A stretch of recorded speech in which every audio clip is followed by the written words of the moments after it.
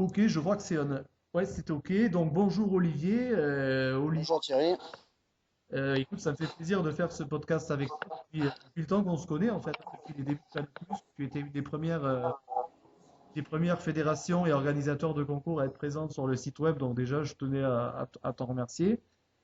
Et il y a beaucoup d'internautes en fait qui se posent des questions sur un tas de choses en fait, les nouvelles catégories, mais il y a même des questions sur aussi ta carrière, comment tu vois les choses. Et puis bon, moi j'ai aussi pensé à te poser des questions sur tes voyages. Voilà. Ouais. Ok, bah écoute, je vais essayer d'y répondre au mieux, Alors, par- d'être le plus clair possible. alors en premier lieu, on va parler de toi, Olivier, en tant qu'athlète. Donc, qui es-tu, d'où viens-tu et à quel âge as-tu commencé la musculation et les compétitions? Alors moi, j'ai commencé la musculation à 9 ans et j'ai commencé les compétitions de force à 12 ans parce qu'à l'époque, avant les concours de bodybuilding, dans la même journée, en matinée, on avait des cours de développé couché. Et donc j'ai commencé à 12 ans les compétitions régionales, championnat de Provence, et tout ce qui se faisait dans la région au développé couché. Et ensuite, j'ai attaqué les compétitions de bodybuilding à 14 ans. J'ai fait mon premier concours en Marseillan. C'est une compétition organisée par Alain Thomas. Et si mes souvenirs sont bons, ça devait être en 76-77. Tu étais très précoce, hein, quand même. Ouais, c'est pas vraiment être précoce. Quand même. J'étais dans un club où les gens, ouais, les gens faisaient un peu de compétition. Le fait qu'il y ait ces compétitions de développer couché, ça permettait aux jeunes d'attaquer très tôt, quoi. C'est vrai, c'est vrai. C'est Puis bon, le niveau chez les juniors était pas ce qu'il était aujourd'hui, bien qu'il n'y en ait pas beaucoup de juniors aujourd'hui, à part quelques juniors comme Patrice Minetti ou quelques d'autres qui avaient un bon niveau, sinon le niveau était beaucoup plus bas quand même, hein. Hmm. Donc c'était plus accessible. C'est peut-être ce qui a fait le fait commencé tôt avec un physique relativement léger, c'est peut-être ce qui a fait que j'ai été plus axé sur la présentation, le posing et tout ce qui va avec, quoi. En même temps, il y avait justement beaucoup plus d'athlètes parce que c'était peut-être beaucoup plus accessible aussi à un grand nombre. Oh, plus d'athlètes, je ne sais pas s'il y avait plus d'athlètes qu'aujourd'hui. Je ne pense pas qu'il y ait plus d'athlètes qu'aujourd'hui. Il y avait moins de catégories, ça c'est certain, parce qu'aujourd'hui on a tellement de catégories. Il y en a pour les blonds, pour les bruns, pour les grands, les petits, les maillots bleus, les maillots verts. Chacun veut sa catégorie Eric pour son Orao titre. disait Donc, qu'il y a aussi c'est des vrai que. Bermudas. Comment? Eric Orao rajouterait il y a aussi des Bermudas.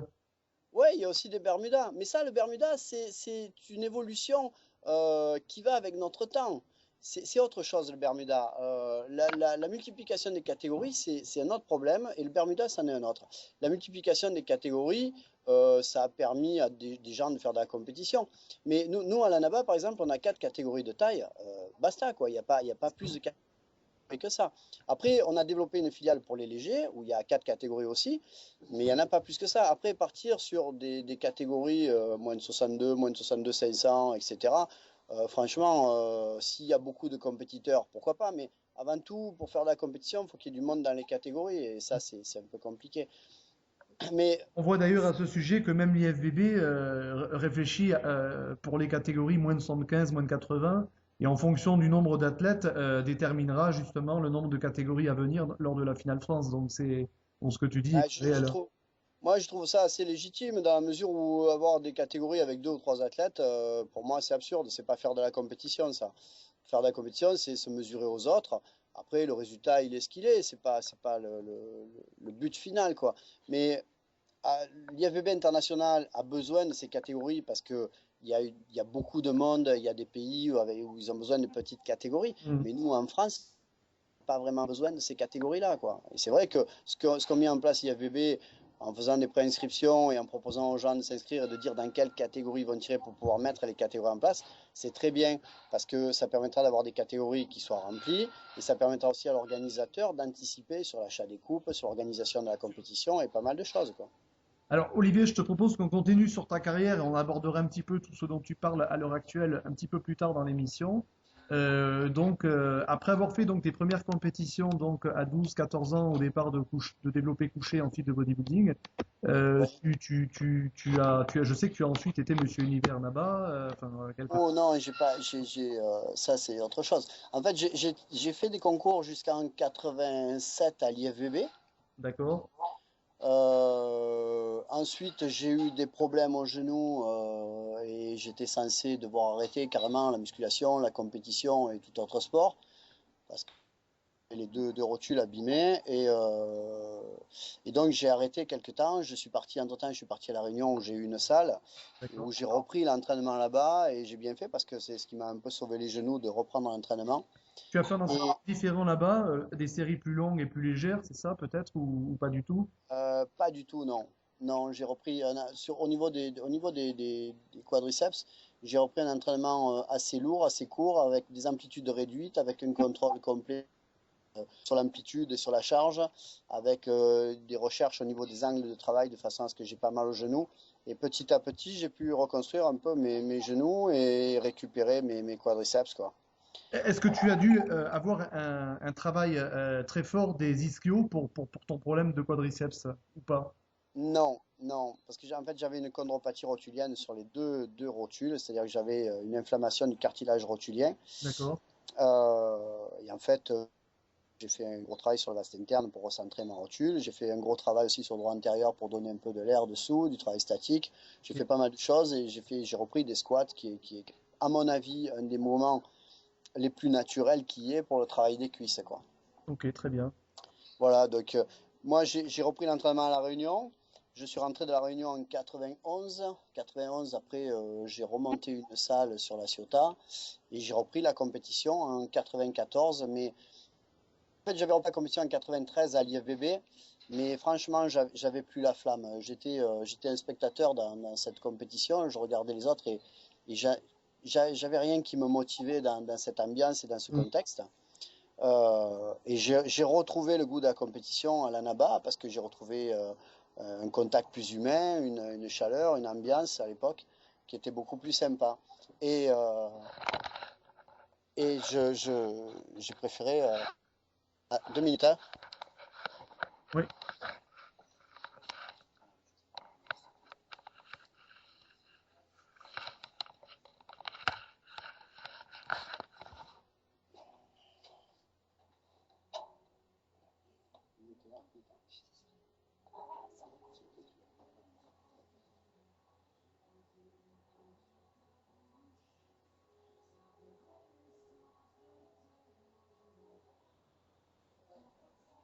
Donc, chers internautes, n'hésitez pas à poser d'autres questions sur le forum en attendant que Olivier revienne.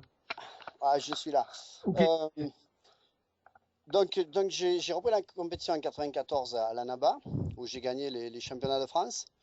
Et ensuite, j'ai gagné mes sélections. J'ai fait les championnats d'Europe en Suède, où j'ai Mm. fini troisième. Parfait. Ensuite, j'ai fait les championnats du monde en Belgique, où je n'ai pas été classé. En fait, mon objectif pour cette année-là, c'était juste de faire les championnats de France. J'avais déjà quelques mois de régime dans les pattes. Et en tout, ça m'a fait 6 ou 7 mois de régime pour aller jusqu'au championnat du monde. Et je suis arrivé carrément épuisé au championnat du monde, donc je ne pouvais pas faire de performance. Et la même année, j'ai fait univers au mois d'octobre. Et pour ma première participation, j'ai fait troisième. Du Ensuite, j'ai coup, enchaîné 3 fois second à univers. Et la dernière année, j'ai fait cinquième. sympa. Et ensuite, donc, tu as refait encore d'autres compétitions ou tu as après stoppé pour t'occuper plus de ton club ou d'autres athlètes?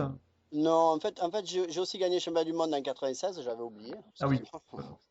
J'ai eu l'Oscar du meilleur posing à Univers en 95. Et 80, mon dernier Univers, c'était 99. J'étais un poids de 91 kilos pour 1,65 m.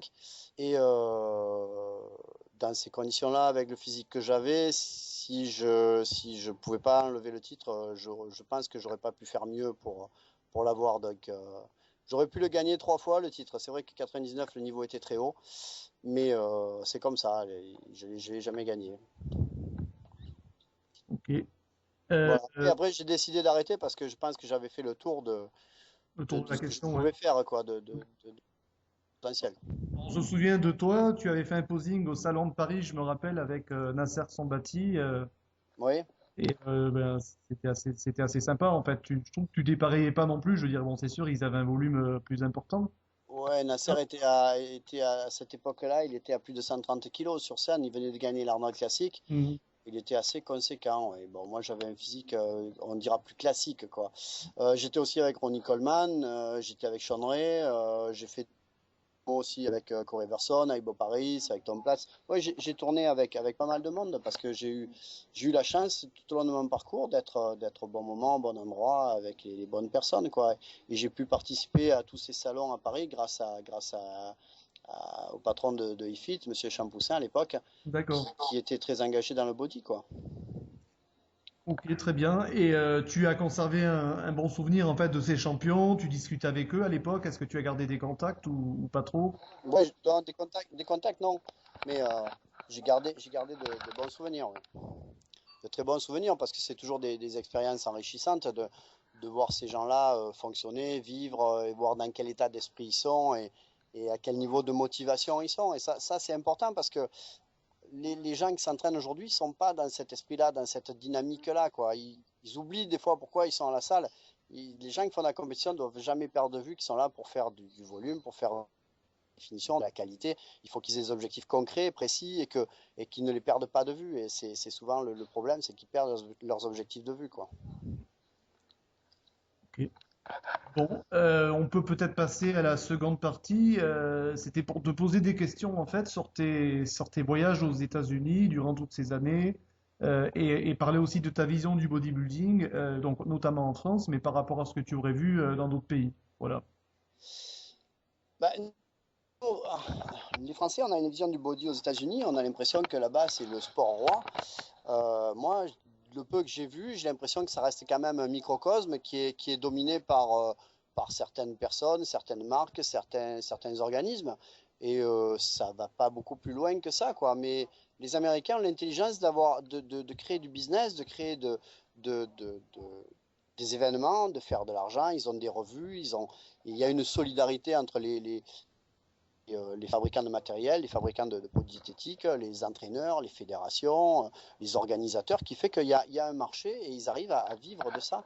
Je pense qu'aujourd'hui, le NPC pourrait se passer complètement de l'IFBB et être autonome, quoi. Ça, c'est certain. Et le body aux États-Unis, c'est différent de la France au niveau du déroulement des compétitions parce que ça va très vite. Il y a beaucoup de monde et ils ont une faculté de juger assez rapidement que nous, on n'a pas et on met beaucoup trop de temps pour juger pour le déroulement de nos compétitions. Ça, c'est clair. Et d'ailleurs, c'est un problème qui est revenu quand on a annoncé la nouvelle catégorie des men's physiques, Mhm. où les gens ont dit, ouais, les compétitions durent trop longtemps, ça va durer encore plus longtemps, on va finir à pas d'heure. Mais le problème, il n'est pas qu'il y ait une catégorie de plus ou de moins. Le problème, il est dans le protocole de la compétition et dans l'organisation et dans son déroulement. Ouais, non, et peut-être justement de mettre, de garder les posings que peut-être pour les trois premiers. Attends, là par contre, Ah, j'entends plus là, Thierry. attends, tu m'entends? Oui, là, c'est bon. Ouais, là c'est bon, ok. Non, je disais, en fait, toi, tu gardes le posing que pour les six premiers, c'est ça, en fait? Non, Pas du tout. non, moi je ne garde pas le posing pour les 6 premiers pour la simple raison que les gens qui ne posent pas sont frustrés et quelque chose à vivre qui est assez difficile pour les gens qui ne sont pas dans les 6 premiers. Mm. Je préfère faire. À une époque, on a fait poser un peu moins longtemps tout le monde, c'est-à-dire 40 secondes au lieu d'une minute, on avait déjà gagné du temps. Mhm. L'année dernière, on a fait passer les compétiteurs 4 par 4 sur une musique imposée ou 5 par 5. Et ceux qui avaient vraiment quelque chose à montrer en termes de posing libre ont fait partie de la catégorie meilleur posing. Et je pense que c'est ce qu'on va garder pour cette année, que Mhm. c'est ce que le public a le plus apprécié au niveau du timing, au niveau du visuel. C'est vrai que certains bodybuilders ont dit ouais, c'est dommage parce que le posing libre, c'est un moment où on est seul sur scène, tout ça. Le problème, c'est que comme je l'écris, s'il y a 120 compétiteurs, on en a 3 heures on en a pour 3 heures à faire des posings libres. Et pendant 3 heures, les gars attendent leur pote qui passe sur scène. Et c'est très long, quoi. Et tout ça pour voir des gens qui refont en majorité des imposés sur de la musique. Il n'y a rien de créatif, il n'y a rien d'original, il n'y a rien d'artistique. Au niveau émotionnel, il n'y a pas grand-chose non plus. Donc c'est très long, c'est très très long. Et Et c'est- on peut pas avoir un public de néophytes qui viennent voir ça et qui puissent apprécier si on a quelque chose de ce type-là. C'est pas possible. Donc en fait concrètement, il y a les 7 poses imposées donc tous ensemble. Tout Et, à fait. et ensuite il y a aussi les profils donc de face, côté Voilà, il y a les 4 faces euros, les poses imposées, les comparaisons. Ça, c'est ce qu'on fait au pré-judging l'après-midi. Et le soir, on fait passage libre sur musique imposée on fait des groupes de 4 ou de 5 compétiteurs sur Mhm. la même musique. Ensuite, on fait un post-down Mhm. et on fait la remise des prix. D'accord, donc c'est beaucoup plus rapide. Ok. Ben oui, on essaie, oui, hein, ça nous laisse plus de temps pour faire des choses plus sympas après, pour remettre le trophée de meilleur bras, pour faire les meilleurs posings, pour faire des toutes catégories. À une époque, on faisait du toutes catégories 10 mètres, c'était très sympa. Ça menait beaucoup de clubs, des gens des clubs venaient soutenir leurs athlètes, tout ça. Le problème, c'est que c'était un peu dur à vivre pour les gens qui venaient de Lille et qui n'avaient pas leurs amis dans la salle. Donc, on a préféré faire autre chose. Mais je suis toujours en quête de trouver quelque chose de plus interactif Mhm. sur le bodybuilding et de faire intervenir un peu plus le public ou même des internautes chez eux et trouver un système pour que ce soit comme ça, quoi. Parce on est dans une époque où où l'interactivité est importante et Mhm. les gens ont envie de vivre et de partager des émotions. Je fais pas du tout le parallèle parce que c'est pas un concours de beauté hein, ou de Miss ou de Mister, mais c'est vrai que si on parle d'interactivité, c'est vrai qu'on se souvient du Miss France avec les spectateurs qui votent directement en Tout ligne. à fait, tout à fait. Là, encore une fois, Et je compare pas le bodybuilding à les Miss France, mais peut-être que le système peut être intéressant. Et n'oublions pas que les Miss France appartiennent justement à une société qui fait du spectacle. Et peut-être que le bodybuilding ouais, doit peut-être aller un petit peu plus dans ce domaine-là, proposer ouais, quelque chose de plus innovant sûrement. par rapport aux spectateurs. Après, la part du public, on peut garder un jury de gens dits professionnels Mm. et faire intervenir le public pour le choix du public ou un classement du public ou sur du toute catégorie ou sur du meilleur posing ou sur d'autres paramètres. On n'est pas obligé d'utiliser le public pour des classements plus sérieux qui vont servir à les faire national, un truc comme ça, mais on peut faire intervenir le public sur d'autres paramètres, ça peut Ouais, être sympa. c'est une bonne solution parce que le danger, c'est vrai qu'un athlète pourrait amener en fait tous ses amis et puis les faire voter pour lui, alors que peut-être Oui, il n'a peut-être pas du tout enfin, et peut-être pas oui. finalement le niveau pour être champion ou etc. quoi. Ouais. Alors, Et en plus si on pouvait le faire par téléphone, ça permettrait de faire entrer aussi de l'argent dans les caisses des associations ou des fédérations. Mais bon, ça, c'est un coût qui n'est pas encore de notre ressort, quoi. à voir pour l'avenir. Alors, Oui, est-ce qu'on peut regarder les catégories donc masculines du Reaper Body Show une par une? ouais. Tu nous donnes en fait les critères en fait. Donc ça veut dire que par exemple là, on va prendre Master 1 par exemple et bon et tu vas me dire exactement ce que c'est. Alors, il faut savoir qu'au Body Show, il n'y a pas de pesée, il y a pas de toise. Les catégories sont faites sur scène en fonction du niveau musculaire, du D'accord. plus léger au plus lourd. Les masters, c'est plus de 40 ans, quoi qu'il arrive. Et on fait deux catégories de masters. On fait une catégorie avec des gens qui sont plus fitness, plus légers, et une catégorie avec des gens qui sont plus lourds et plus costauds. Et ça, on le détermine sur scène, on détermine les catégories sur scène. Le 1 étant le plus costaud ou Le 1 étant le plus léger, le plus léger, d'accord. Ok. tout à fait. Et le 2 plus lourd. Après, chez les hommes, il y a quatre catégories, comme chez les femmes. Il y a fitness, performance, athlétique, super body. Donc le fitness sont les gens qui sont plus légers, à peu près de moins 5 kilos par rapport à la taille, hein, approximativement. Et après, on va aller du plus léger donc vers le plus lourd. Performance, c'est un petit peu plus gros, un petit peu plus sec. Athlétique encore. Et super body, c'est vraiment les gars qui sont beaucoup plus balèzes, quoi. Alors ensuite, il y a aussi les juniors, j'ai vu. Oui. Alors les juniors, dans la mesure où il n'y en a pas beaucoup, si j'ai du monde, je fais la catégorie. Sinon, les juniors sont placés dans la catégorie qui leur convient en fonction de leur volume, comme je t'ai dit tout à l'heure, en performance ou en athlétique. Ils ont un classement avec les seniors, plus ils ont un classement junior. Ok. Et ensuite, donc, il y a la dernière catégorie qui a fait couler beaucoup d'encre sur Planète Muscle, c'est la catégorie Men's Physique. Oui, oui, oui. Ouais, le short a dérangé beaucoup de monde. Moi, j'avais les mêmes a priori que eux au départ. J'ai vu les photos il y a déjà quelques temps sur le net, j'ai regardé un petit peu les vidéos, je me suis dit, bref, j'en voyais pas trop l'utilité. En fait, après avoir vu la catégorie aux États-Unis, j'étais très agréablement surpris des physiques proposées par les gens. Ce sont des physiques qui sont différents des bodybuilders. Ils ont vraiment des physiques qui sont très esthétiques, qui plaisent au plus grand nombre, moins torturés par des régimes ou par des choses excessives. Donc la qualité de peau, le look du visage, le sourire, la coupe de cheveux, tout intéresse. Et je pense qu'on a là quelque chose qui est plus en phase avec notre époque aussi. Hmm. Ça fait 10 ans qu'on met plus de maillots à la plage, quoi, que la plupart des gars mettent des bermudas, hein, ou des shorts, hein. Et donc aujourd'hui, ça correspondait plus. Moi, même à la limite, j'ai regardé le master qu'il y a eu à Miami la semaine dernière, voir Banout avec son petit maillot ficelle sur le côté. J'ai pas trouvé ça top, quoi, à son âge. C'est un peu particulier. Je faire à la limite le look de Robinson avec un maillot plus classique, un petit peu plus large. Donc voilà, c'est difficile pour les gars de dire ouais, c'est pas du body. Mais bon, c'est quoi le body? On est tous pas grand-chose par rapport à d'autres personnes. C'est clair que si on prend, si Green dit le body, il faut faire 130 kilos pour 1m70, ben, il n'y aura pas beaucoup de bodybuilders sur Terre, hein. Oui, il y en aura qu'une dizaine.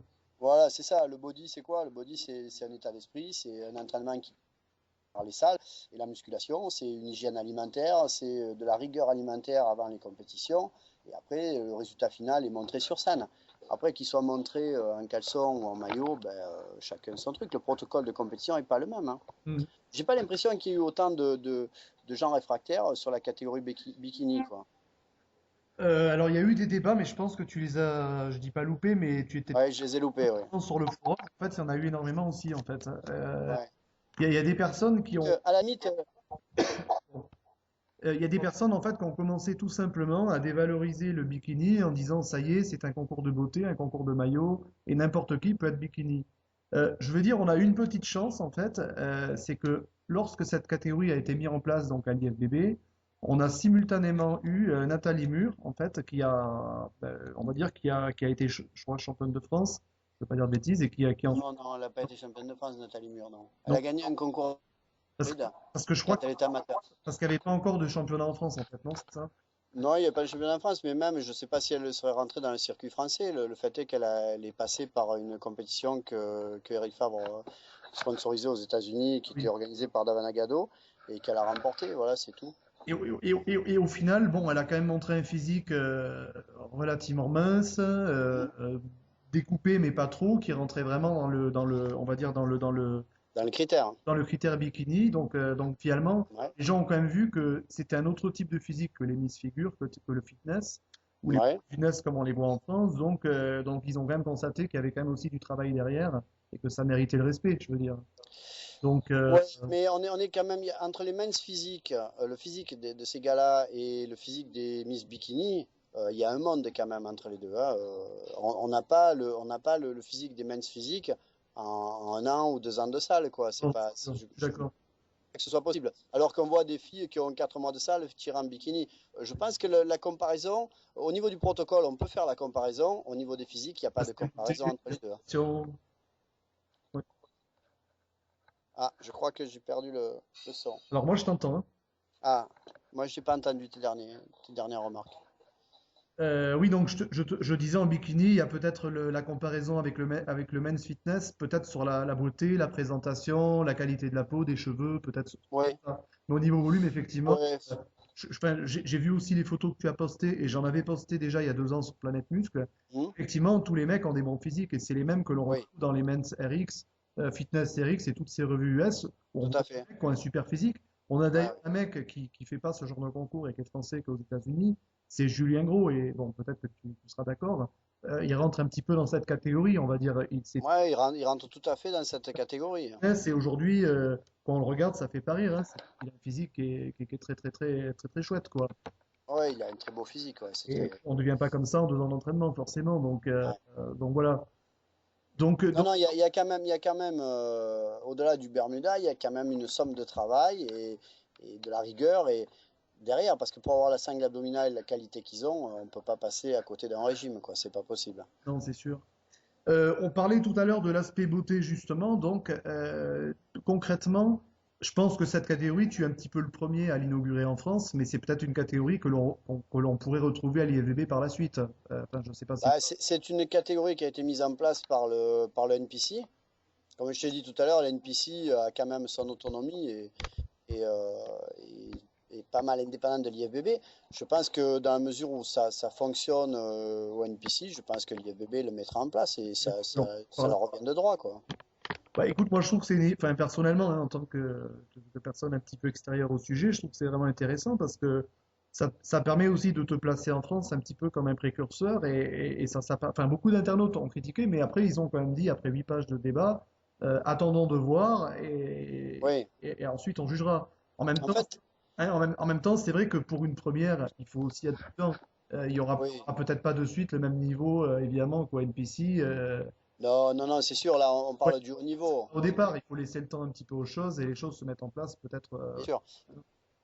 Mais j'ai eu des appels de jeunes qui veulent faire de la compétition, qui sont dans les salles, qui ont de bons physiques et qui ne savent pas poser, qui n'ont pas envie de poser, quoi. Et ça leur convient tout à fait.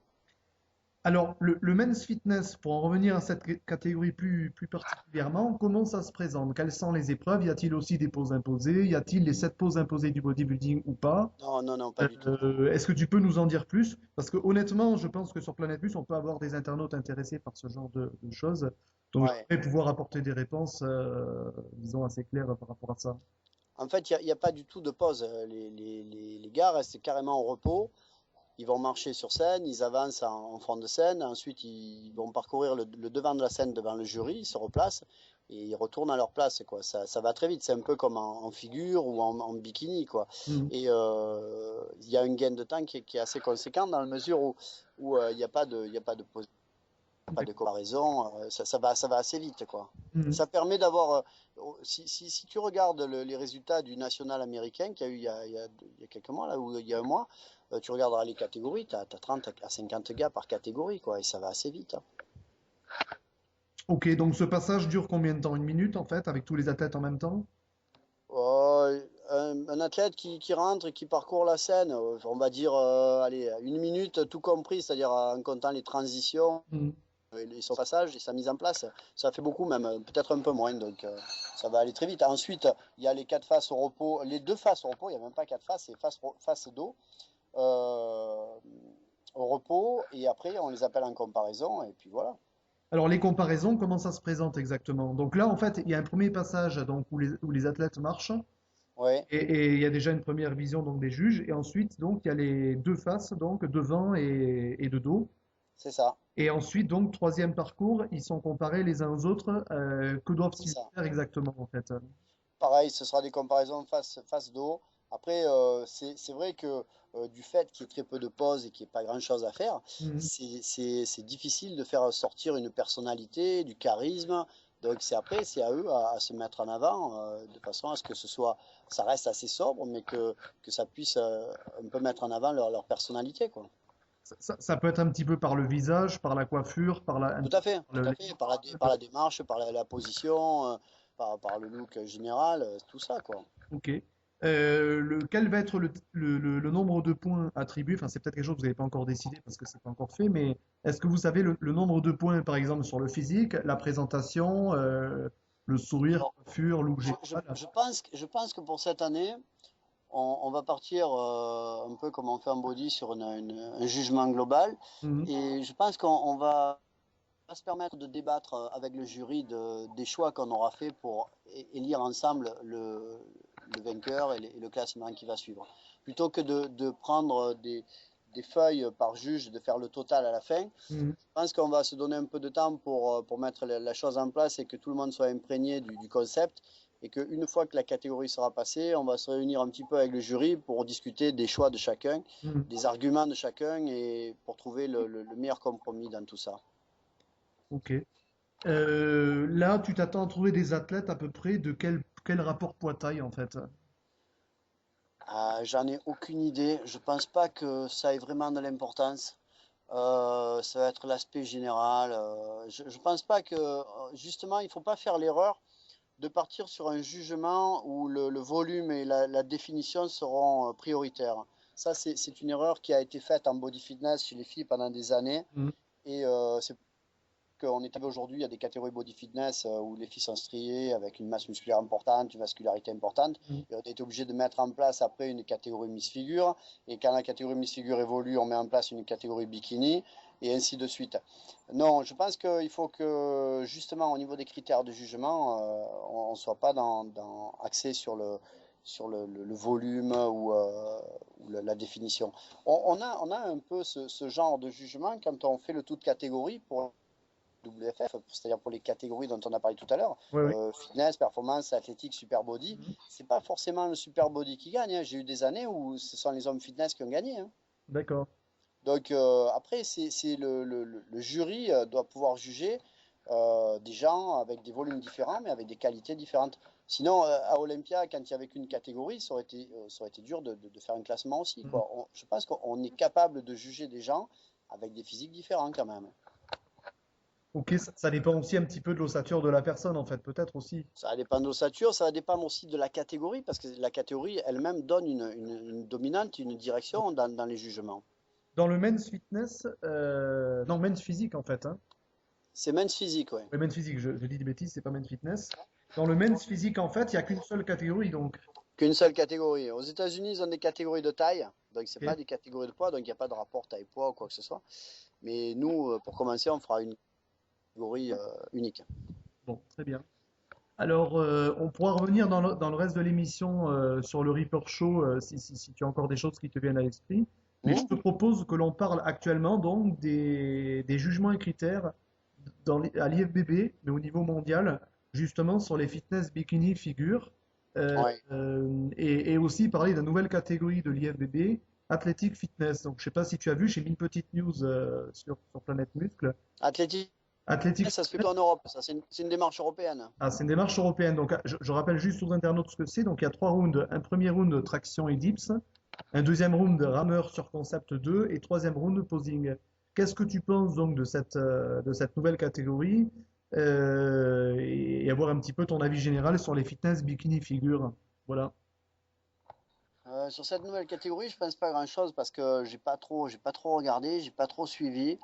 Qu'est-ce penser, demander à des gens qui doivent passer en maillot avec une qualité musculaire élevée et des conditions de préparation pour du bodybuilding, leur demander de faire des performances, c'est un peu, pour moi, c'est un peu contradictoire. Euh, Ça va peut-être obliger les athlètes à ne pas faire de régime sévère, disons se déshydrater et peut-être de garder aussi un niveau d'apparence santé peut-être optimal. Peut-être c'est un petit peu ce que l'on parlait tout à l'heure dans le men's physique. moi, personnellement, si j'étais en compétition et que je devais faire des épreuves physiques à côté, Mm. je me risquerais pas là. Pas que je n'y arriverais pas, mais j'aurais peur de me blesser, quoi, parce que là, il faut donner le maximum et c'est sans limite. Et il y a des risques de blessure et après, tout dépend du physique qu'on a. Je pense que quelqu'un qui est plus léger peut tout à fait le faire. Ça peut être intéressant dans la mesure où ça peut donner un côté plus sportif de notre activité. Mm. Bon, Ok. franchement, je suis encore un peu partagé sur ça. Au niveau de la durée des épreuves, ça risque d'être très long. On a là un mélange de CrossFit US avec du bodybuilding. Je sais pas. Franchement, je sais pas. Parce que les crossfighters là, ils sont très très forts quoi. Athlétiquement, ils sont très très forts, très endurants, très résistants. Je sais pas si avec un objectif bodybuilding, on peut coller à ces critères-là de performance. Il y a beaucoup de gens qui sont surpris justement, parce que le CrossFit, on en parle aussi depuis des années sur Planète Muscle. On est parfois un peu surpris dans les vidéos de voir le niveau d'exécution, c'est-à-dire les personnes qui rebondissent, par exemple, en bas des Ouais. tractions, les squats qui sont faits à toute vitesse, les soulevés de terre, pareil, à la va-vite. Mhm. La pliométrie qui est vraiment, vraiment, parfois vraiment très, très, très dure aussi. C'est brutal, hein. Donc voilà, et on va dire peut-être qu'un athlète qui s'entraîne lourd mais de manière lente se blessera pas, mais peut-être un athlète qui fait des centaines et des centaines de tractions plusieurs fois par semaine peut-être va s'user davantage. Donc effectivement, est-ce qu'il y a pas des questions de blessures? Ce que je te propose, c'est de terminer sur fitness bikini figure et on parlera un petit peu du CrossFit dans la Ok. prochaine question.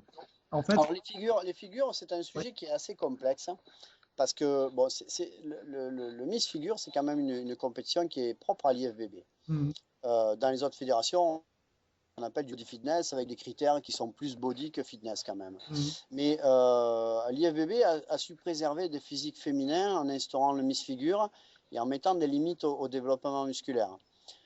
Après, il faut bien différencier le circuit amateur du circuit professionnel. Et dans le circuit amateur IFBB, il faut bien différencier le parcours senior et le parcours master chez les filles. Parce que les masters figures sont plus musclés et plus définis que les seniors. Il y a un niveau musculaire qui est plus haut. Alors que chez les seniors, le niveau musculaire est un petit peu plus bas. On leur demande d'avoir de la tonicité, un petit peu de définition sans que ce soit outrancier. Et après, c'est tout un protocole qui est différent puisqu'elles n'ont que 4 faces au repos. Chez les pros figures, on a des physiques qui sont encore plus soft. Les filles sont très dures, mais très fines et surtout sur scène, elles font le maximum pour ne pas quitter leurs muscles et pour qu'il n'y ait rien qui sorte. Mhm. Euh, Après, donner un classement, j'ai assisté à quelques compétitions pro figure. Pour moi, c'est difficile de donner un classement. C'est vrai qu'il y a des stars, il y a des filles comme Erin Stern qui sortent vraiment du lot.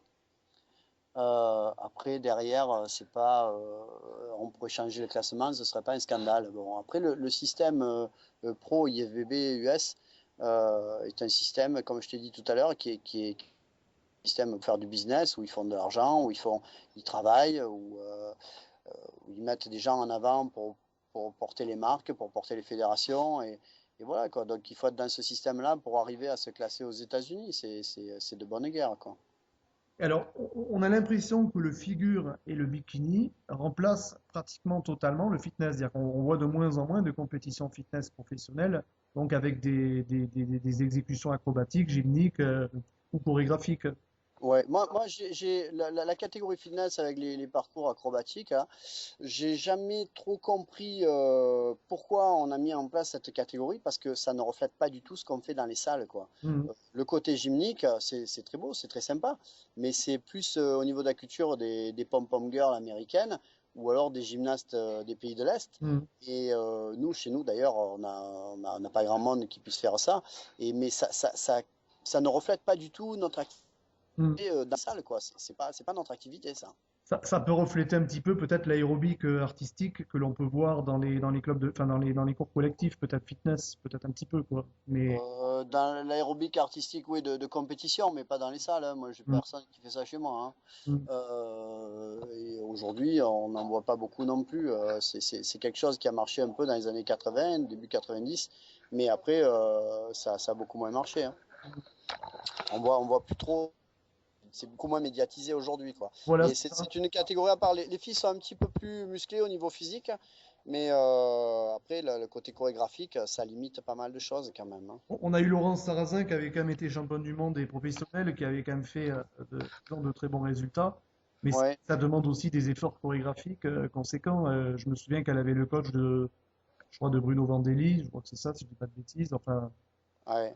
voilà, donc c'est peut-être pas à la portée de tout le monde. Donc on a vraiment l'impression que le fitness est éclipsé et que l'on retrouve maintenant systématiquement des Miss Bikini et Miss Figure finalement, hein, c'est ça. Ouais, je pense que déjà, c'est plus simple d'accès, on peut avoir beaucoup plus de monde, et c'est plus en phase avec ce qu'on fait dans les salles. Maintenant, les bikinis, c'est une catégorie qui regroupe pas mal de monde, parce que l'accès y est facile, Mhm. mais je sais pas dans la durée comment ça va se passer. Aujourd'hui, très peu de gens sont capables de dire dominent la compétition chez les bikinis, qui sont les stars, et la hiérarchie, on ne sait pas trop où on en est, quoi. Ça change à chaque fois, tout simplement parce que les critères de jugement sont très aléatoires, quoi, par rapport au physique, quoi. Donc dans les compétitions en fait pro en général ou même amateurs aux États-Unis, on va retrouver le bikini figure en fait chez les femmes. On Ouais, retrouve toujours un peu de bodybuilding féminin malgré tout. C'est plutôt vraiment une très très grande perte de vitesse. ouais, on n'en voit plus beaucoup, ouais. Ok.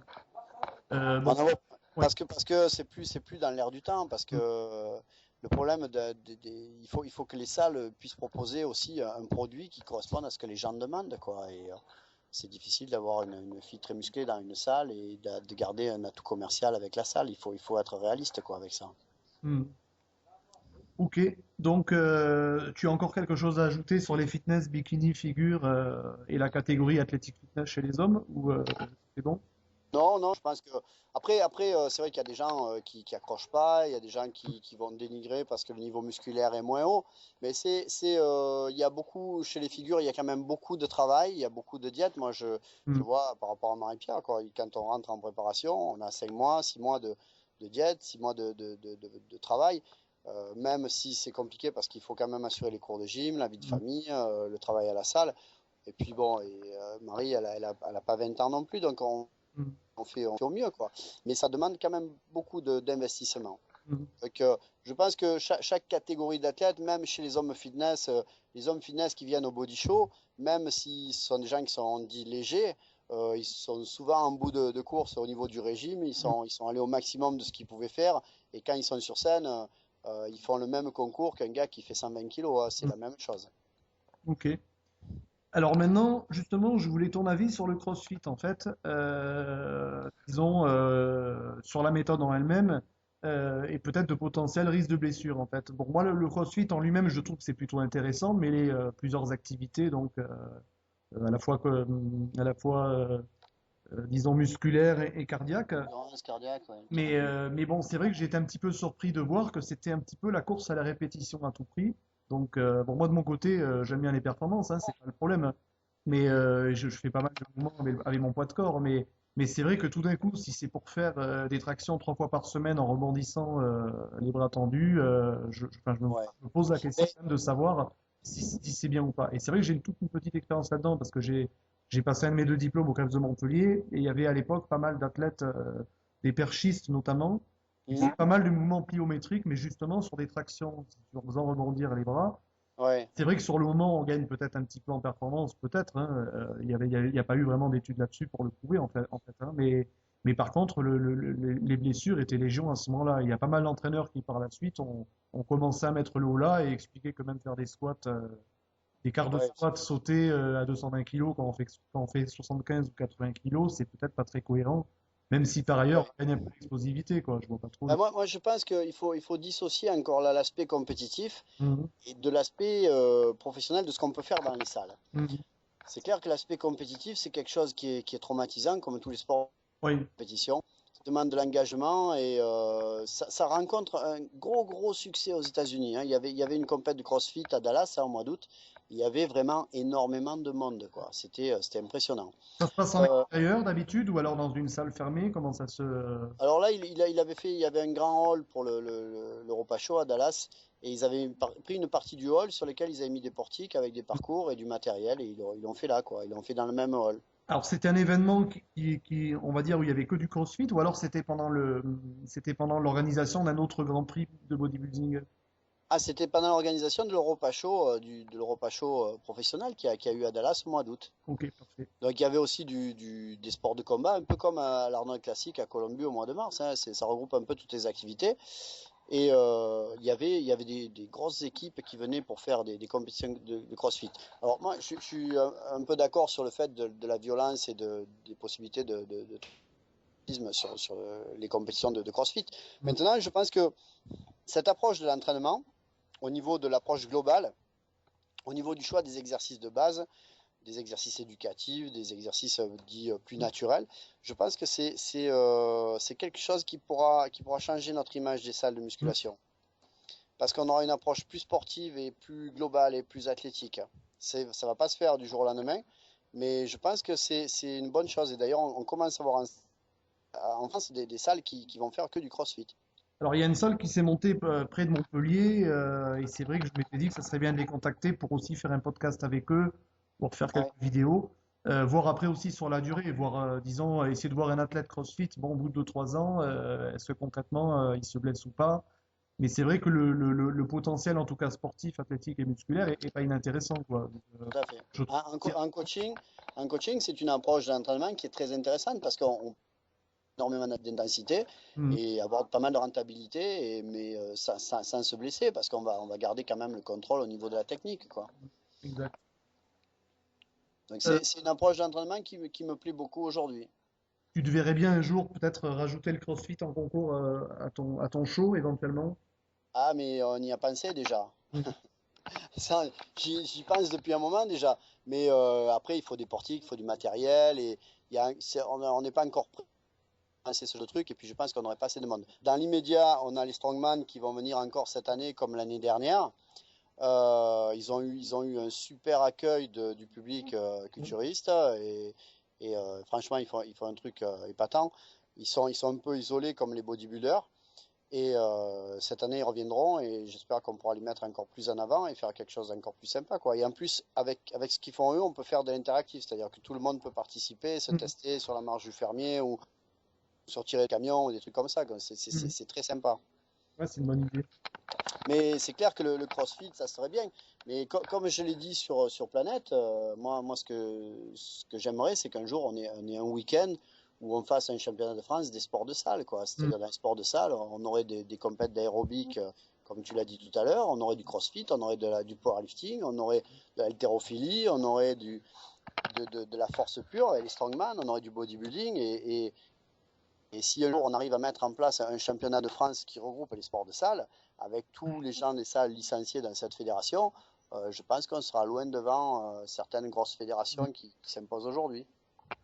Tu veux parler de la fédération de gymnastique, par exemple? Non, pas fédération de gymnastique, parce que la fédération de gymnastique, c'est pas une des plus grosses fédérations en France, mais je pense que les fédérations de foot, de tennis ou trucs comme ça, je ne sais pas s'ils auraient autant de licenciés que nous, quoi. Mm. Parce que groupe toute salle avec tous les licenciés dedans, ça fait du monde. Non, non, c'est sûr. Mais unir à la fois le monde du bodybuilding et du fitness, ça, c'est pas gagné parce que c'est vrai qu'il y a la Fédération française de gym qui fait de l'aérobic. On a d'autres fédérations qui en font aussi. C'est un peu la guéguerre partout. On est à l'époque féodale aujourd'hui, hein. Ben, chacun essaye de renforcer sa fédération, mais n'a pas Ouais. trop envie de travailler avec les autres, quoi. Je Dans le... pense, je pense que pour y arriver, il faudrait que l'initiative parte du ministère qui disent voilà, aujourd'hui, on a des clubs de remise en forme et on veut une fédération des clubs de remise en forme avec tous les sports qui sont pratiqués dedans dans un championnat.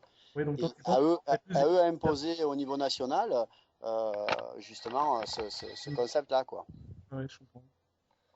Parce que ça partira pas d'une initiative fédérale de l'IFBB ou de moi ou d'une autre Il y a la FINA fédération. aussi dans le fitness qui est aussi assez présente en fait, en plus de la fédération de gymnastique, et je sais qu'elle se tire pas mal la bourre avec la fédération de gymnastique. Donc on retrouve un Ah petit oui, oui, peu. c'est pareil que chez nous, hein, Et encore, je trouve que aujourd'hui le paysage en body en France est pas trop mal, quoi. Je trouve que l'IFBB a un comportement d'ouverture Mm. et qui est intéressant. Ils font des choses pas mal. Je trouve que Christian Attard avec la FCPS est assez dynamique et met des choses en place aussi très sympas. Donc je trouve que c'est bien. Aujourd'hui, les gens se plaignent, mais je trouve que c'est pas trop mal. Ouais, ouais. Ok, donc si on en a fini avec ça, on peut aborder en fait en 6. Je voulais parler du fait que est-ce que tu suis donc des athlètes et aussi parler de la carrière un petit peu de ta femme en fait, des gens, des athlètes que tu côtoies en fait, qui sont autour de toi. Non, je suis personne en particulier. J'ai des gens qui font de la compète, qui m'appellent quand ils ont un doute, ils ont une question, ou s'ils veulent mon avis sur leur forme, s'il y a des choses à mettre en place. Mais je fais pas de suivi personnalisé au jour le jour. Je fais parce que j'ai déjà assez de travail avec ma salle, avec mes cours, et Mm. puis je m'occupe aussi de ma femme. Bon, après, il y a des gens qui m'appellent et puis qui me demandent leur avis, mon avis, donc je leur donne. Mm. Voilà, s'il y a des fois il y a des erreurs qui sont faites, des trucs, bon, je leur donne des conseils, mais suivre quelqu'un, c'est un travail Au travail. contraignant et à plein temps, quoi. C'est pas possible. Mm. Ok. Et pour ta femme donc, quels sont ses objectifs? Est-ce que c'est toi qui l'entraîne ou est-ce qu'elle s'entraîne de son côté? Ouais, Non, c'est comment ça moi, se c'est moi passe? qui l'entraîne. J'essaie d'être présent à ces entraînements. On essaie de mettre des choses en place au niveau de l'alimentation. Et là, au niveau des objectifs, on aimerait bien avoir des objectifs pour le mois de mars, avril, et Mm. puis continuer. On aurait bien aimé participer au Chiro Classique au mois d'octobre, là. D'accord. Voilà, donc on va essayer d'attaquer ça après les fêtes et de se mettre dans les objectifs. Donc, Pour l'instant, c'est pas encore très concret quoi, au niveau du calendrier, parce qu'il y a pas mal, sur les figures, il y a pas mal de compétitions, c'est souvent aux États-Unis. mm. Euh, il y a un Grand Prix en Australie qui est intéressant, mais bon, l'Australie, ça a un coût qui est assez important. Mm. Bon, malgré que elle est un contrat de sponsoring avec la société VDR et qui nous aide pas mal, quoi. Donc ça, c'est très bien. Et ça nous aide dans nos déplacements. Rappelons qu'elle est donc en catégorie figure, hein, c'est bien ça. Un figure, ouais. Ok. Mais là, l'IFBB met en place une nouvelle catégorie physique chez les filles, Ah, d'accord. chez les professionnels. Et donc, ça devrait commencer. Je crois que la première compétition a lieu au mois de février. Mhm. Pour l'instant, les critères sont assez flous. Le fait est que ça va être une catégorie qui devrait ressembler au bodybuilding des années 80, c'est-à-dire des filles plus musclées que des figures, avec des poses imposées, un posing libre, mais tout en restant très soft, tu vois. D'accord. C'est quelque Donc, chose qui je sais remplacerait que... le bodybuilding féminin, tu penses, ou Comment? ça remplacerait le bodybuilding féminin, ou ça serait en plus? Je pense qu'ils vont garder le bodybuilding féminin quand même, mais je pense cette catégorie-là aura plus de succès parce que déjà beaucoup des amis de Marie qui sont des athlètes brésiliennes attendent cette catégorie pour venir tirer à l'IFBB en pro, quoi. Mhm. Eh oui. Des filles comme Larissa Reis, elles ont leur place dans cette catégorie qu'en figure, hein. Parce que Larissa a quand même un physique assez développé et défini, quoi, pour du figure. Elle a un grand succès sur le web, hein. On peut voir sur Planète Muscle ou YouTube Ouais, elle commenter est les très, vidéos. elle est très photogénique, elle se vend bien, elle a des photos très sexy. C'est bien tout ça, mais bon, on n'est pas dans le domaine sportif là. Dans le domaine sportif, d'ailleurs, elle a du mal à gagner des compétitions pro. Elle a gagné Atlantic City il y a 2 ans et depuis, elle a pu gagner de concours, hein. Ça serait un petit peu le syndrome Anna Kournikova, un petit peu comme dans le tennis, où les plus belles athlètes, enfin, en termes de beauté, ne seraient pas forcément celles qui gagnent, mais elles pourraient par la suite arriver à avoir un succès parfois plus important que des champions ou championnes. Bon, c'est une belle fille, c'est pas la plus belle, hein. Moi, je trouve que Erin Stern, dans les critères du Miss Figure, est vraiment au top, quoi. Et elle est beaucoup plus longiligne, beaucoup plus fine. Elle a un entraînement qui est très athlétique quand même. Euh, Par contre, pas Malacar, mais Larissa, elle est beaucoup plus massive, beaucoup plus musculaire. Et je pense qu'elle aurait plus sa place en physique qu'en figure, hein. En physique, oui, pardon. Ouais. Ok, donc je voulais aussi aborder avec toi la WFF et la NABA.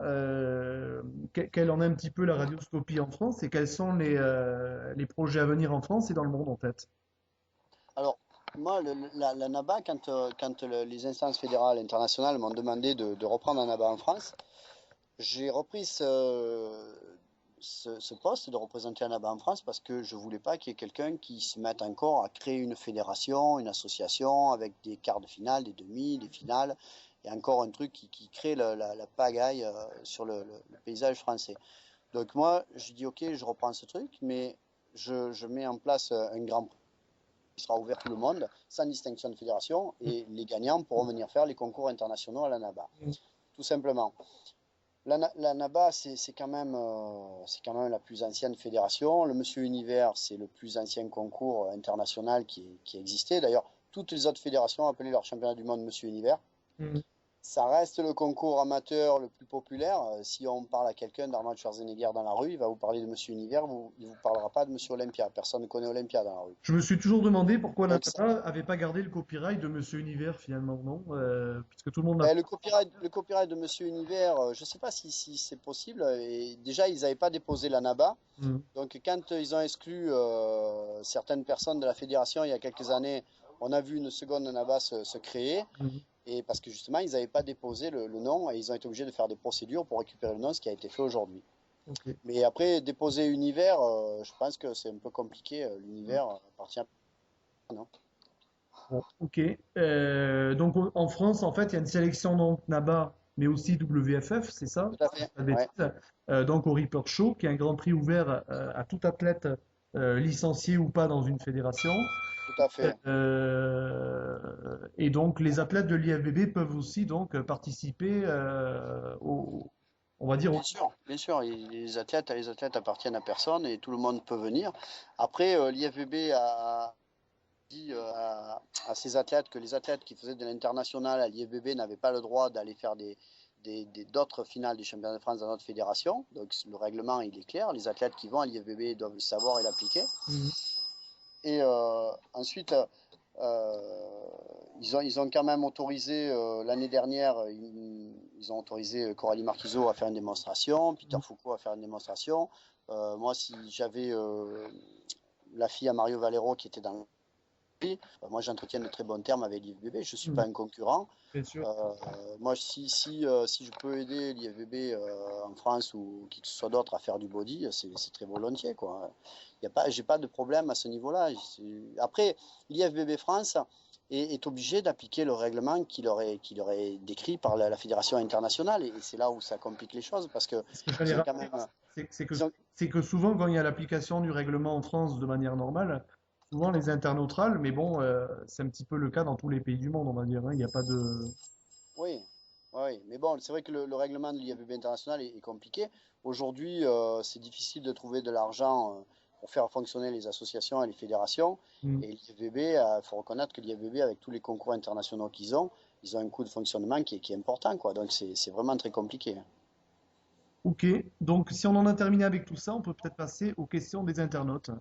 Oui, Alors, Anthony Egueviva dit la chose suivante. Pour différencier les catégories du body show, tu demandes aux athlètes de se tenir non contractés et non tannés sur scène. Ne crois-tu pas que certaines personnes puissent être désavantagées et être dans une catégorie qui ne leur convient pas? alors ça, c'est la classification. Donc la classification, ça permet de faire les catégories. Donc comme je t'ai dit tout à l'heure, les catégories dépendent du niveau Mm. musculaire et du volume. Donc on met les gens sur scène et on fait des catégories de façon voilà. Et c'est vrai que il y a des gens qui peuvent être déclassés, qui peuvent avoir un classement qui ne correspond pas. On n'est pas à l'abri d'une erreur, Mm. mais on n'est pas obligé non plus de laisser cette personne dans sa catégorie au moment de la compétition. C'est-à-dire que si on a mis quelqu'un qui a été très fort sur la classification, qu'on l'a inscrite en fitness, et que c'est quelqu'un qui est trop musclé, c'est clair qu'il va monter de catégorie par la suite, hein. Mm. Et ça s'est vu en international. J'ai eu des athlètes qui ont fait très fort sur les classifications, comme Fabrice Moreau, même Christophe Ducot à l'époque. Ils étaient arrivés à se faire inscrire en fitness ou performance et ils ont fini à tirer en super body parce qu'à chaque fois qu'ils rentraient dans une catégorie, ils étaient trop balèzes, quoi. Mm. Donc ça, on, on peut toujours rectifier le tir. C'est clair qu'on on n'a pas 100% de réussite, hein. Mais en général, on ne se trompe pas beaucoup. Ok. Alors là, il y a un autre internaute qui s'appelle Archimède. Alors lui, c'est des questions générales où il aimerait entendre l'avis du compétiteur que tu es et de l'entraîneur aussi que tu es. Ouais.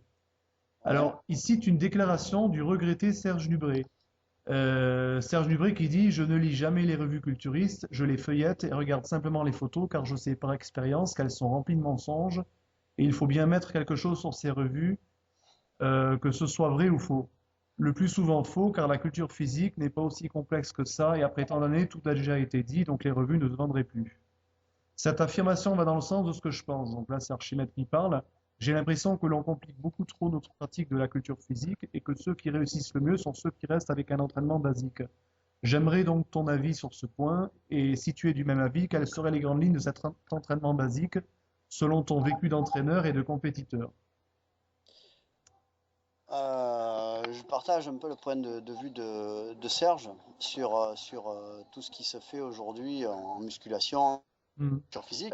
Je ne le partage pas à 100% non plus, mais c'est vrai que je suis plus pour une approche plus basique avec des exercices de base.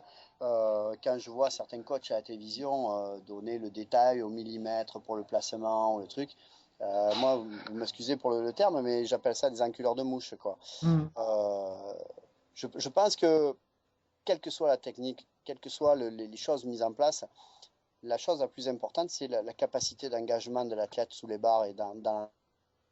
Après, jusqu'où est-ce qu'il va dans l'effort, jusqu'où est-ce qu'il est capable d'aller, et qu'est-ce qu'il est capable de supporter. À partir de là, on va avoir des résultats ou on ne va pas avoir de résultats.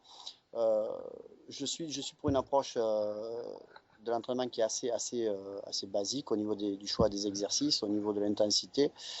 Je suis pour un entraînement cyclique pour éviter la stagnation, mais pas cyclique au niveau du déroulement de l'exercice, mais cyclique au niveau du contenu des séries, des répétitions, des temps de récupération. Après, c'est vrai que on voit des gens qui sont très complexes dans l'entraînement et qui font des trucs hyper pointus. Je ne sais pas s'ils ont plus de résultats, franchement, je ne crois pas. Je crois pas. Moi, pour avoir vu pas mal de gens s'entraîner, les gens qui ont eu le plus de résultats sont des gens qui avaient une approche assez simple d'entraînement, mais qui allaient très loin dans l'entraînement. Et C'est ça, il n'y en ce a que j'ai pas pu beaucoup voir qui le font. aussi de tous les champions qui sont passés sur Planète Muscle. J'ai l'occasion parfois de discuter avec eux dans les compétitions et effectivement, ceux qui ont une approche très très complexe, bah, c'est souvent les athlètes les plus minces et qui ont le moins de résultats, enfin, finalement. C'est C'est ça. maintenant le. Alors comme si D'accord. beaucoup ont cherché à rendre l'entraînement hyper complexe pour peut-être un petit peu cacher un manque de résultats. Enfin, c'est un peu dur de dire ça, mais c'est un peu la réalité, je trouve. Ouais, je sais pas s'ils cachent quelque chose avec ça, mais c'est peut-être parce qu'ils ont des entraînements de ce type-là qu'ils n'ont pas de résultats. Hmm. Et après, je pense qu'il faut voir leur capacité d'engagement. Ok. Alors en deux, il pose une autre question. Ne penses-tu pas que souvent les pratiquants se trompent de style d'entraînement? Ils cherchent à se construire un physique musclé en adoptant un entraînement de type force. Alors, il cite charge lourde ou trop lourde, série courte ou...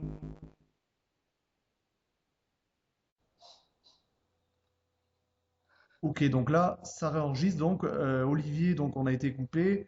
Donc, on réaborde donc la deuxième question de Archimède, en fait. Ne penses-tu pas que souvent les pratiquants se trompent de style d'entraînement? Ils cherchent à se construire un physique musclé en adoptant un entraînement de type force. Charge lourde ou trop lourde, série courte, mouvement triché et peu de sensations, pause trop longue entre deux séries, perte de congestion. Donc, il demande ce que tu penses de ce type Ouais. de pratique. Lourd, pour moi, ça ne veut pas dire grand-chose. Lourd ou pas lourd, tout est relatif. Certes, ils utilisent souvent des poids qui ne leur conviennent pas parce que soit ils ont une mauvaise technique, soit ils se font aider avec des potes. Donc, c'est sûr qu'à quatre bras, on est plus fort qu'à deux bras. Donc, c'est vrai que les gens ont du mal à gérer leurs répétitions et leur temps de récupération. Comme j'ai dit tout à l'heure, moi, je suis pour au moins deux, trois cycles différents enchaînés sur 4 semaines, ce qui permet de faire des séries plus courtes, des séries intermédiaires, des séries plus longues, de varier les temps de récupération aussi. C'est pour toucher tous les types de fibres en même temps? Ouais, je pense que plus que pour toucher, plus qu'une raison physiologique, il y a une raison aussi psychologique, de se remettre en question et de se remettre des objectifs et d'avoir de nouvelles sensations et de repartir sur autre chose. Le mental est très important dans l'approche de l'entraînement. Il faut toujours trouver ce qui convient pour pouvoir aller le plus loin possible dans ses performances et garder ses objectifs. Ok. Ça, c'est important. Après, les temps de récupération, ils vont être gérés par rapport à l'engagement qu'on aura eu sur un exercice ou sur autre chose. Mais par exemple, moi, si quand je faisais mes cuisses, je faisais des séries, je faisais à peu près 18-20 répétitions à 191 squats. Ça me demandait énormément de récupération derrière, surtout avec plus j'avance en âge, plus j'ai besoin de récupérer. Donc ça, le temps de récupération, il doit être bien calculé Hmm. pour pouvoir permettre de refaire une performance derrière. Ça, on n'a pas le même temps de récupération sur une série de biceps que sur une série de squats. On ne peut pas avoir les mêmes temps de récupération pour tous les exercices et tous les groupes musculaires. Donc ça se gère en fonction de l'engagement qu'on a eu sur la série et de l'exercice. On imagine un athlète qui ferait 40 répétitions au squat complet ou 20 répétitions comme toi tu le faisais. Effectivement, le temps de repos va être aussi très, très important et aussi long qu'un travail lourd, peut-être même plus long. Non? Ah, tout à fait, ouais. Voilà. Tout à fait. C'est pas forcément, pour répondre à Archimède, c'est pas forcément une question de série lourde ou pas, c'est une question peut-être d'engagement dans la performance. D'engagement, oui, c'est une question d'engagement. Et ce qui est rentable dans l'entraînement, c'est l'engagement. Qu'on soit à l'échec à 6 répétitions ou à 15 répétitions, on est à l'échec et on stimule la croissance musculaire. L'objectif, il est là.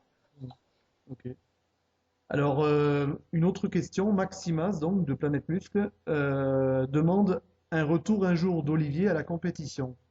Non, jamais. Non, non, non. Quand j'ai vécu 30 ans derrière le mur de Berlin, une fois que le mur est tombé, on n'a pas envie d'y retourner, hein. Hmm, d'accord. Franchement, je regrette rien. Mais je n'y retournerai pas. Je sais ce que c'est trop dur, franchement. Hmm. J'ai beaucoup de respect pour les gens qui sont en compétition pendant des années et qui font ça à long terme, quoi. J'en ai fait pendant 30 ans, mais j'ai regret, mais je n'y retournerai pas. Hmm, ok. Un autre internaute te pose une question pareille en tant que compétiteur. À ton époque de compétiteur, si la catégorie pro moins de 212 avait existé, aurais-tu tenté l'obtention de ta carte pro? C'est une bonne question. Je sais pas, franchement, je sais pas. Pour moi, passer professionnel, il y a deux raisons de passer professionnel. Soit on a tout gagné chez les amateurs, on est champion du monde et on est au top et on est invincible. Et alors on peut avoir la prétention de passer professionnel. Mhm. Soit on est en fin de carrière, on a fait un gros parcours chez les amateurs et on a envie de se faire plaisir et on passe chez les pros pour se faire plaisir. Voilà. Moi, je suis dans cet état d'esprit-là. Est-ce que quand j'étais au meilleur de ma forme, j'aurais été compétitif en 202? Peut-être, je pense que j'avais des arguments esthétiques, que j'aurais eu peut-être quelque chose à faire.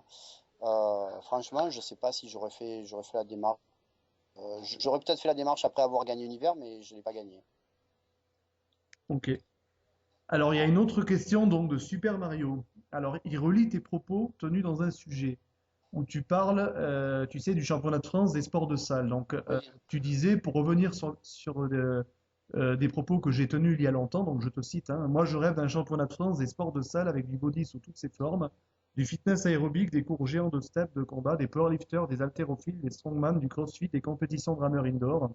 Le jour où on aura une fédé qui arrive à réaliser tout ça, on pourra aller au ministère avec d'autres arguments que le tour de bras. ouais. Alors, Super Mario dit, crois-tu un jour que cette ingénieuse initiative verra le jour, déjà? Et Ouais. te sentirais-il, donc toi, être élu à la présidence de cette fédé? Alors, Super Mario dit, pour ma part, il ne faut qu'un doute qu'il a le passé sportif et un sens de l'organisation, comme peu en ont pour être élu à cette responsabilité. Ou si ce n'est d'être président, de faire partie d'un comité directeur chargé de la section culturisme. comme je t'ai dit tout à l'heure, je pense pas que nous, à notre niveau, on puisse œuvrer pour mettre ça en place. Je pense que ça doit partir du ministère des Sports Mhm. et que quelqu'un là-haut doit dire, voilà, je vais mettre une commission en place avec des responsables et on va réunir tout le monde et mettre en place une fédération qui va regrouper tout ça. Mais je pense que tant qu'on sera, nous, à notre stade, on est vraiment à l'époque médiévale Mais où chacun fait ce qu'il veut dans son coin, ça va être ingérable, quoi. je suis d'accord avec toi, mais en même temps, tu vois, CrossFit, c'est une société, la NPC aux États-Unis, c'est une société, et c'est Oui, vrai que le ministère de la Jeunesse et Sport envoie des fins de non-recevoir à tout ce qui n'est pas, on va dire, associatif et à but non lucratif. C'est un peu bizarre parce que dans les ouais. autres sports, il y a du professionnel, on le voit chez le rugby, le foot, C'est etc. de valeur? Hein, mais c'est vrai que dans le culturisme, à chaque fois, enfin, j'avais un petit peu cette discussion avec l'ancien président de l'IFBB, Philippe Lefel, il y a toujours en fait ce côté qui fait que l'IFBB n'était peut-être pas enfin, en phase peut-être avec le ministère Jeunesse et Sport. Donc je ne sais pas si c'est Ah, vrai. mais l'IFBB, l'international, c'est une chose, le national, c'en est une autre. Là, moi, je te parle au niveau national, on fait ça au niveau national. Après, vouloir le faire au niveau international, mais alors là, on est à des années-lumière, quoi. Mm. Ça serait vraiment compliqué. Mais d'ailleurs, ce qui serait compliqué, si un jour, imaginons qu'un jour on ait une fédération qui regroupe tous ces sports-là, comment on va faire pour gérer l'affiliation aux fédérations internationales? Oui, mais tu vois, par exemple, le CrossFit, pratiquement, c'est des salles privées. Oui, On n'est pas du tout dans le milieu associatif, on va dire. On est dans des entreprises qui se lancent avec, comme tu dirais, une sorte de label, en fait. On va dire ils doivent sûrement acheter un droit d'utiliser CrossFit, ils se ouais, forment. mais il y a combien de gens qui font du tennis dans la fédération française et qui sont dans des clubs de tennis privés? Mais en fait, il me semble qu'il y a beaucoup plus d'associations, Ouais. non? Je sais pas, il faudrait revoir tout ça parce que l'association 1901, ça date quand même de 1901, quoi. On est en 2012, hein.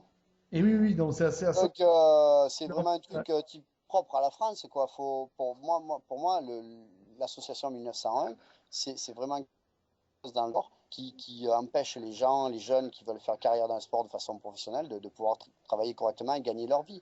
Aujourd'hui, on voit combien de salles de gym sans prof diplômé d'État, avec des locaux fournis par les mairies qu'on paye nous, professionnels, et vous avec vos impôts. Et tout ça, c'est un coût. Et moi, je suis pas trop en phase avec tout ça, quoi. Mm. Ouais, enfin, ça rejoint un petit peu ce que disait Roland Chauvet, l'ancien président de la Fédération des clubs de forme en France. Lui, il appelle ça le paracommercialisme, en fait. Euh, Oui, c'est du paracommercialisme, ouais. Tout à Moi, de fait, mon ouais. côté, je ne suis pas contre les associations. Je pense que c'est intéressant. Mais je pense qu'à ce moment-là, il faut bien dissocier l'aspect commercial. C'est-à-dire que le problème aujourd'hui, c'est que les associations font strictement la même chose que les salles privées. Je veux dire, On n'est pas dans Oui, une et association. surtout que les gens dans les associations gagnent sûrement plus d'argent que dans les salles privées parce qu'ils ont moins de choses à payer aussi. Mhm, c'est vrai. Oui, c'est vrai, c'est une politique faux cul parce que une salle privée va payer toutes ses charges, son RSI et tout ce qui va avec, ses loyers, alors qu'une association, non. La plupart des gens qui sont soi-disant employés dans les associations sont aussi, même s'ils mettent le père, la mère, président, trésorier, tout ça, ça reste leur business, quoi. Moi, je vois les clubs de danse sur la Ciotat ou d'autres associations, il n'y a pas d'assemblée annuelle où on va élire le président, où le protocole est fait normalement. Personne ne le fait, ça. Faut arrêter de se voiler la face. Ouais, c'est une manière un petit peu de contourner les associations pour pouvoir gagner de l'argent, quoi, finalement. Tout à fait, c'est du paracommercialisme, hein. Ok. Bon, bah écoute, si tu as pas, si tu n'as rien à ajouter, peut-être qu'on peut en rester là pour le premier podcast. Et Ouais, j'invite bien les sûr. internautes à poser d'autres questions s'ils en ont et Voilà. on peut se donner rendez-vous une autre fois. Ok. Bon, ben je tenais à te remercier. Je te dis à Bah, très c'est moi. vite. Merci. Et puis on verra sur les retours. Et puis s'il y a d'autres questions, ben, on se donne un autre rendez-vous. Il n'y a pas de souci. Parfait. Bonne journée à toi, Olivier, et travaille bien dans ton Merci à toi.